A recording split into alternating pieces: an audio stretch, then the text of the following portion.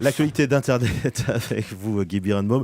Vous nous racontez ce matin l'histoire de quelqu'un qui s'est fait massacrer sur le web et qui va peut-être trouver sa rédemption sur le web. Oui, peut-être vous souvenez-vous de l'ancien ministre allemand de la Défense, Karl Theodor zu Guttenberg. Il avait été contraint à la démission après avoir été accusé de plagiat. Il avait pompé pour rédiger sa thèse de droit et les internautes allemands avaient été impitoyables avec lui. Et le voilà qui revient donc pour défendre les internautes en danger. Et oui, zu Guttenberg était considéré avant le scandale du plagiat comme la future vedette de la CDU, le parti d'Angela Merkel. Il avait dû quitter ses fonctions de ministre le 1er mars sous les colibelles et huées des internautes et des médias allemands.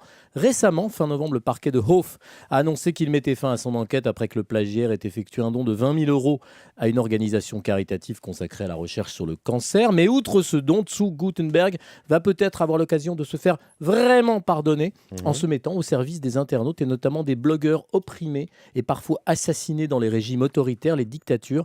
C'est lui qui vient d'être chargé par la Commission européenne de Bruxelles d'une mission officielle pour aider ces internautes en danger. Et Dieu sait qu'ils sont nombreux dans le monde entier. On l'a vu avec les révolutions arabes, on le voit toujours en Syrie, on le voit en Chine, on le voit en Russie ces derniers jours. Et malheureusement, ma liste n'est pas du tout exhaustive.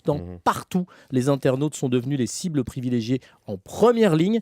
Les dictateurs ont bien compris que les réseaux sociaux, l'Internet, sont un vrai danger pour eux. La mission de zu Guttenberg est énorme, faire respecter les droits de l'homme et les libertés fondamentales partout sur l'Internet et que l'Internet aide à la liberté et à la démocratisation. En tout cas, Emmanuel, j'aime bien l'idée qu'après avoir été lynché sur le web, zu Guttenberg devienne peut-être un jour l'un de ses sauveurs. Absolument, Guy Birenbaum. Merci beaucoup. On vous retrouve ce soir évidemment à 20h sur Europe 1 pour des clics et des claques avec Laurent Guimier et toute l'équipe.